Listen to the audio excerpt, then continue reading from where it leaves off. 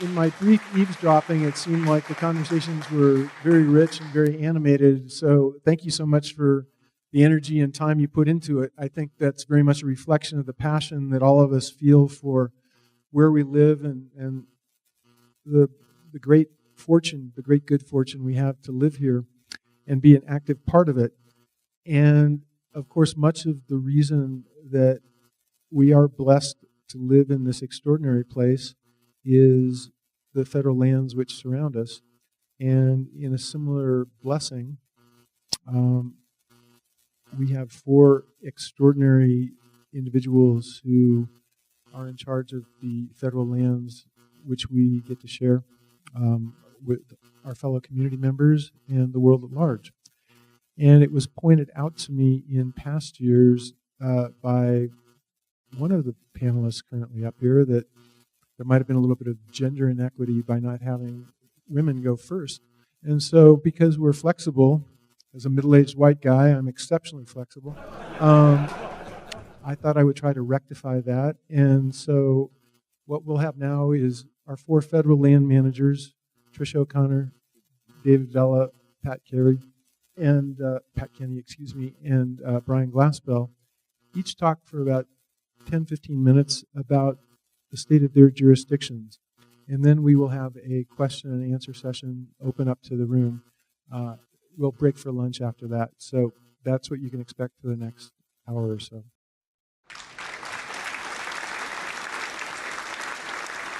Good morning. My name is Pat Kenney. I'm the Deputy Superintendent of Yellowstone. This is day 359 for me on the job at Yellowstone. So I'm the new guy, and I'm an interloper from Park County, Wyoming. Please humor me. I'd like to take a moment and ask Steve Yopes to stand up. I know you're here, Steve. So I want to publicly thank Steve Yopes for a 40-plus year career with the National Park Service. I had the pleasure of coming into Yellowstone behind Steve. Steve, thank you for making my job a lot easier. I appreciate it.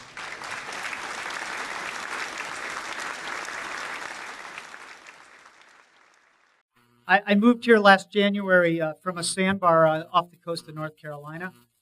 So I'm adjusting to winter. That white stuff is not sand. Everybody on the staff keeps telling me that. So it took a little bit of adjustment, but I feel very adjusted to this great place. I feel very lucky and fortunate to have landed in the greater Yellowstone area and work with such an amazing community and with an amazing staff. Yellowstone National Park, the world's first national park. We are a model for the world as an organization. I've had the pleasure of traveling around this world, and everybody asks about Yellowstone, and it's a great honor to have landed there. 1872, so the United States is coming off of the back of the Civil War, and we had the fortitude and the thought to protect 2.2 million acres. Those 2.2 million acres straddle 3 states, 5 counties. We have an amazing resource of wildlife. We have a collection of geysers. We protect the caldera of a supervolcano. It is an amazing and special place. But when they set this up, they kind of gave us an interesting challenge. They said this is for the public enjoyment and also for the preservation of resources. Sometimes those issues conflict, and those come down to our values. I'm going to turn the agenda a little bit that Jonathan gave us. I want to talk a little bit about the values. So as an agency, we look at our mission as the preservation of resources and for providing of the public enjoyment. Again, that can create conflicts. It's an interesting dilemma. And oh yeah, by the way, in 1916, when they created the National Park Service, they said, do that for future generations. So they set the bar very high. As managers of these places, of your lands, we have to decide things for today, but we're also thinking generations. That makes it a very challenging job. It's a great job. It's the best job in the world. I get to manage our public lands. But how do I go about doing that? How do I go about making decisions? We all face these challenges, and I think it's been touched on by David and Tricia, is we are responsible for this great resource, these places that tell the story of the United States. So personally, how do I do that? one of the key things is to listen to perspectives. That's why meetings like this are so important. We all may not share the same perspective. There's, a couple hundred people in this room? There's 200 perspectives in this room. But as a manager of these public lands, it's important for me to get out and hear the perspective. As I was talking at our table in the exercise this morning, we all won't agree, but at least we can listen to each other and hear perspective. It will help inform better decisions. I think the other thing is, as a civil servant, it's critical that I maintain my integrity. I have to hold on to those moral principles in my life and understand the mission of the agency. I have to be well informed. We need science. We need data. Without that information, I can't make decisions. My boss, Dan Wink, who sends his regrets, by the way, for not being here today, we can't make good decisions without good data. And lastly, I need a healthy and safe staff. You know, I can sit in an office and try to make decisions, but if I don't have, as David eloquently put it, boots on the ground, and I know that they're in a good place and they're healthy and they're safe and they have the tools they need to do the job, we'll never protect these public lands. Having staff on the ground is critical. So as I was preparing for this, it was kind of like the state of Yellowstone National Park. There's a lot going on in Yellowstone National Park, as you can imagine. But I think the issue that really highlights kind of these core values that we're beginning to work on, and David alluded to this, is this influx of visitation. So in 2016, we had 4.25 million visitors. 2017 numbers slightly a little less, but still the second busiest year in Yellowstone's history, 4.1 million visitors. But since 2000, we've seen a 50% increase in our visitation to the park. I will tell you, in that same period, our budget and our staffing levels have remained flat. 50% increase in visitation, flat budgets, flat staff. We employ somewhere around 350 permanent employees. We swell up to about 800 in the summer, and it takes about $90 million to manage Yellowstone National Park. We get appropriated about $35 million from Congress as a line item for Yellowstone. The rest comes from earned revenue, concessions, franchise fees, entrance fees, along those lines, philanthropic gifts. We're very fortunate to have Yellowstone Forever as our partner. For many of you, Yellowstone Forever is somewhat of a new name. It's been around for about a year now, year and a half.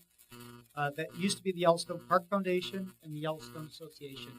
The decision was made to merge, and they rolled out Yellowstone Forever as a brand about 2 years ago. They operate with about a $28 million budget. We're fortunate enough on an annual basis right now, they're committing about $6 million in grants directly to the park to support projects. That does not include two other major campaigns that are going on in the park. There's an effort to build a new youth campus, which would engage the children of this country in Yellowstone National Park. That's about a $50 million project that's in the works right now. We're in design for that. And then the Canyon Overlooks and Trails project, which we've invested a combination of funds, federal monies, fee monies, as well as donations from Yellowstone Forever. Millions of dollars have gone into the Canyon Overlooks, and that work will continue for several years forward. So again, coming back to this visitation, I want to give you a little bit of a sense of what we're trying to do with this. Our systems are strained, I must admit. My staff is strained. But we have to come up with solutions. And again, we are in a data collection phase. It was great to hear Jonathan talk about big data. We cannot solve this at Yellowstone alone. We need help. We need to work on an ecosystem level. We're engaged in the GYCC, just like all these federal agencies are. But we also need beyond the federal partners. We need the states. We need the local governments. We need the citizens to help us manage this issue. We've been in that data collection phase. We've completed two really key efforts in this last year. We did a visitor survey, a very detailed visitor survey, and we did a transportation vehicle mobility study. Both those documents are available on our website, and we'll build off these two studies in the coming 2 years. I want to give you a bit of a snapshot of what we've learned from these studies and why this is so important. So 4.25 million people, 80% of them first visit Yellowstone National Park. This is a bucket list trip. What was interesting, social scientists tell me this was not surprising. 84% were completely satisfied with their trip. Overall satisfaction level was 84% was satisfied. Obviously, there's problems. But one of the things I want to first touch on is why did they come? So we asked them some basic questions. Scenery, wildlife, geysers and springs, and experiencing wild places. 4.25 million people. It's a little hard to experience wild places sometimes, at least in the road corridors. Although sometimes they're a little wild, may not be our thought of a wild place. But we also asked them what did they see that created challenges for their visit. Parking was a challenge, too many people, unsafe visitor behavior, getting close to wildlife, going into thermal basins, too many cars, long lines. So we also then started to think, what's our problem? Do we have too many people? Do we have too many cars? Or is it both? As David mentioned, Dan loves to say that the human is the least studied species. I think the car was actually the least studied item in Yellowstone National Park at the time. What was interesting is we collected data. We were kind of big brother-ish, and we used these things to track you all as you go through the park, your cell phone. So what was interesting is 45% of the population is entering through West Yellowstone, 19% through the south, 19% from the north entrance, 12% from the east, and 5% from the northeast. The other thing that we were able to look at was road corridors. Because we had data collected throughout the park, we got a sense of where people are coming. I will tell you the West Yellowstone to the south entrance of Yellowstone National Park is one of the heaviest corridors used in the park. So Teton County is a critical part of the Yellowstone ecosystem. It was interesting to further slice and dice the data, but what we basically came around to was there's a level of service for our road corridors. It's a measure used in transportation planning. Basically, all our road corridors in peak season of July are in a level C or D. For rural or suburban standards, there are none for parks. Which means you're basically driving around in platoons. You're driving around, you can't pass. Your speed is impaired. The only road corridor left in the park that was in a B was Roosevelt out to the northeast entrance. Again, that's the lowest entry. The other thing we've learned is the season is growing. May is the new June. October is the new September. 44% increase in visitation in May.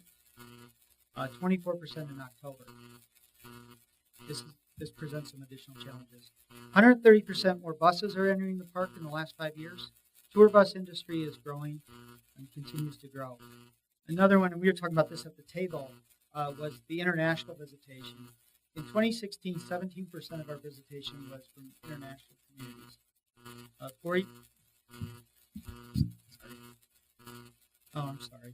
49% from Europe, 34% from China, and 10% from Canada. So 35% of the folks involved from visitation had air travel as part of their trip. Jackson was the most popular airport. 21% of the people, of the 35%, were coming through Jackson. Salt Lake, Bozeman, Denver were the order. All of this results in about a $700 million cumulative benefit to the local economy. That all being said, I'm not trying to paint a negative picture of Yellowstone. It's still an extremely special place. What I would tell you, though, is that there are challenges in managing these public lands. We as a community, not us as managers, but us as a community, must work together to try to solve this. These are special places. I think we need to, I'll go back to my values, open dialogue, integrity, science-based decisions, and ultimately a healthy and well cared for staff. It is a great honor to work on this challenge. And I think that we need all of your input. We need that perspective. We can solve these issues.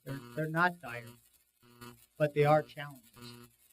And I hope that we can work together and continue the dialogue and come up with good solutions that protect Yellowstone National Park, Grand Tetons National Park, Bridger Tetons, the Elk Refuge, all these public lands for future generations. Thank you very much.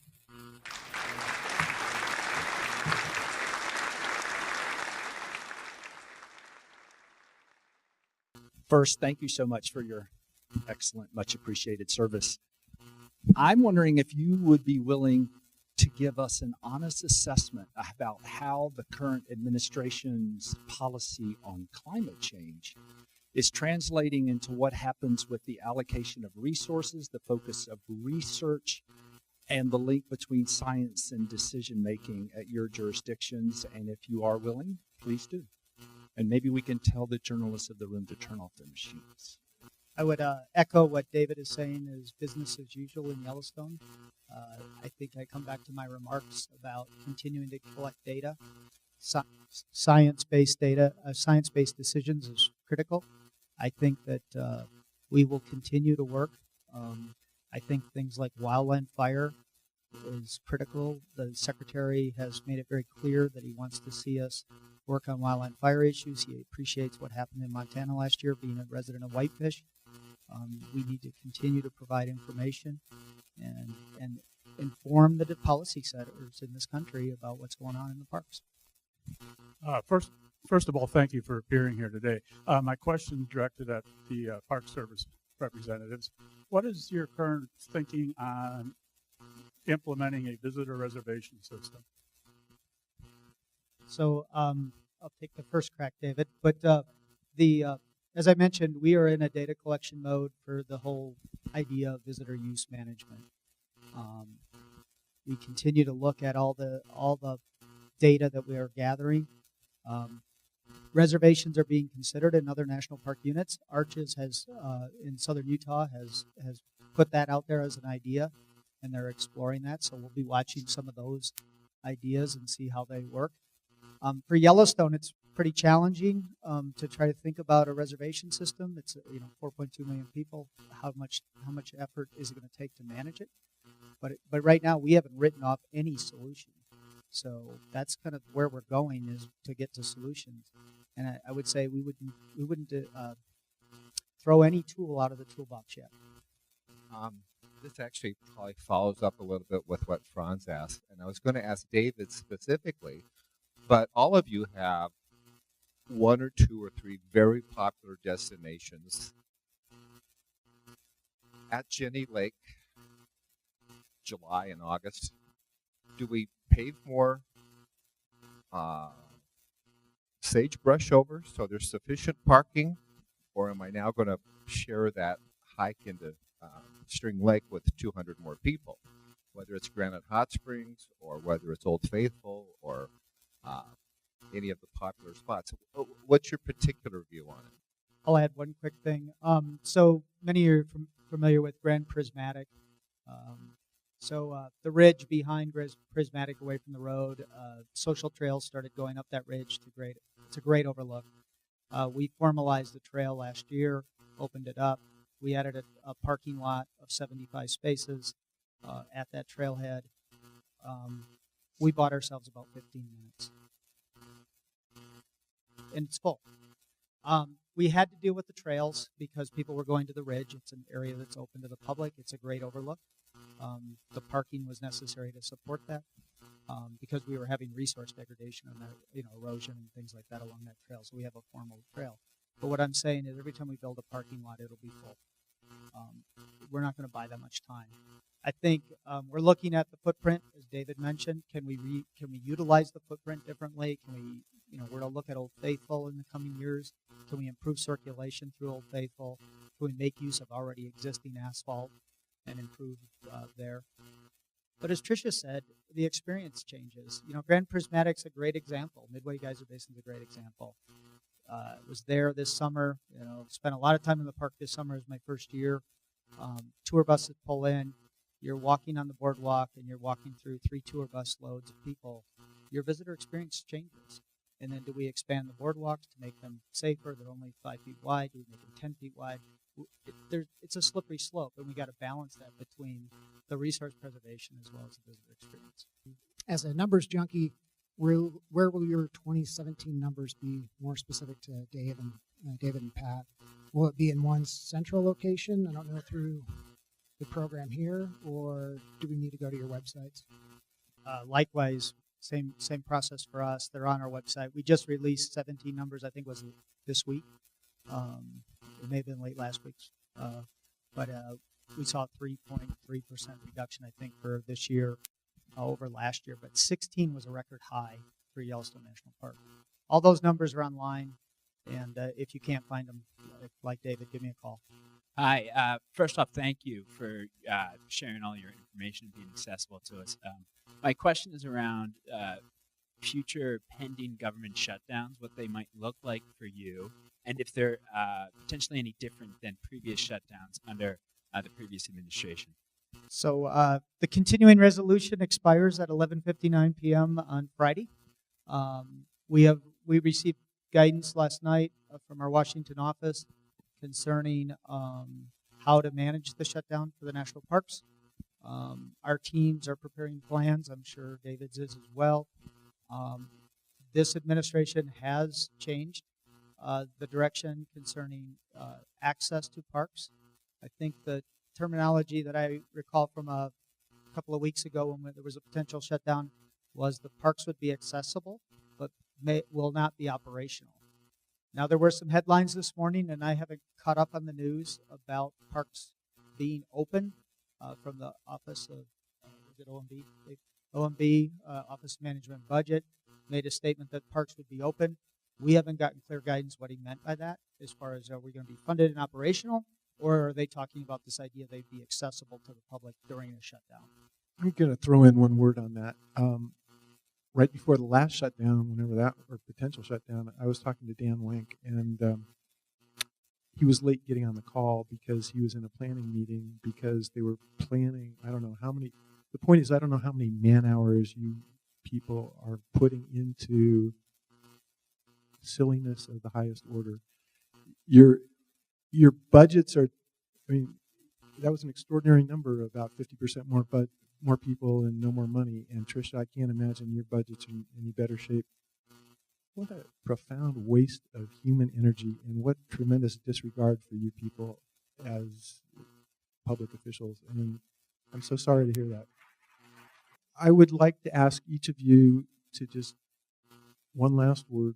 You know, what is one thing that you would like to leave folks with? What is the one big thing? And for you other future speakers, that's a little foreshadowing, as they say in English scholarship, of what I'll be asking of you as well. But if you just leave us with one thing.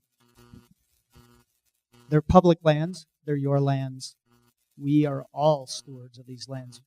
The four of us are just honored to work for you. Thank you.